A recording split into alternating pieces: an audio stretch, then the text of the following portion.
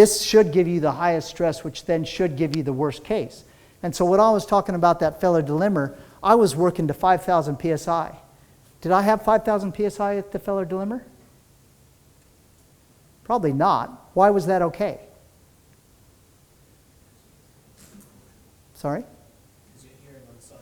There you go. Be cautious. You know, Murphy's Law says that if it can, it will.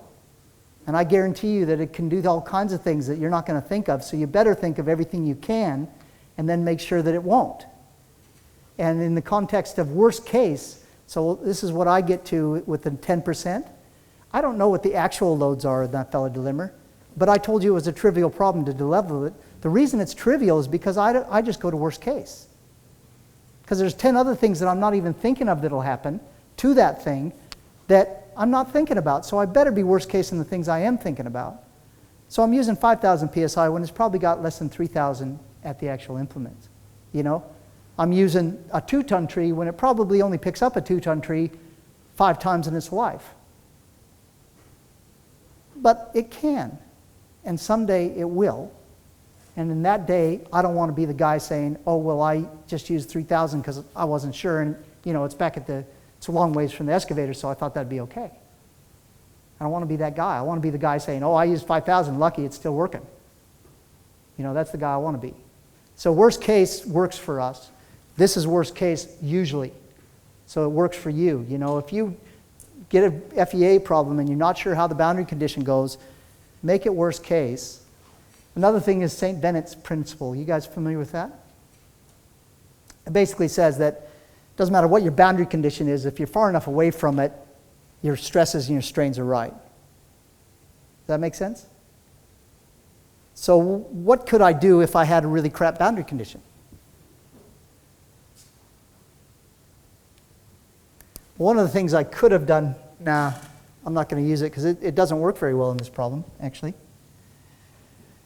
Because I wouldn't get the right answer either way. But if I had at least one end, you know, fixed and one end free, I would have gotten a deflection that looked kind of like that, and that still would have been wrong, but at least I would have known it was wrong. Or no, a deflection that would have looked more like that, wouldn't it have? I'm really making it hard for you guys. If that was a roller and this was a fixity, it would have looked something like that. But the stresses from here to here are probably accurate, aren't they? Ish. That's just P times L, right? Force times the distance developing the moment. Still consistent back to there. And if I had that and something else over here, put the load over here, then I would get the right stress over here because, again, it's only a load I'm applying.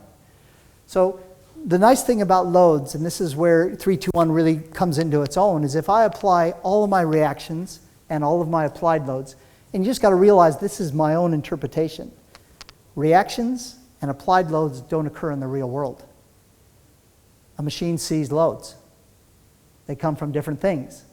So if we can apply all of our reactions and our loads as loads and then just use 3-2-1 to let the geometry take its own natural shape, we'll then see what is, you know, the reaction doesn't matter anymore. Does that make sense to you guys? And the thing that I ask my engineers to do is if I put on all my loads and all my reactions as loads, then if I do my 3-2-1 right, there will actually be 0 load at each of these vertices. I can just interrogate them by looking at it quickly and say, yep, that's 0, that's 0, that's, you know, 10 to the 7th. Well, that's still 0. 10 to the negative 7th, I should say. You know, that's still 0. It's all good.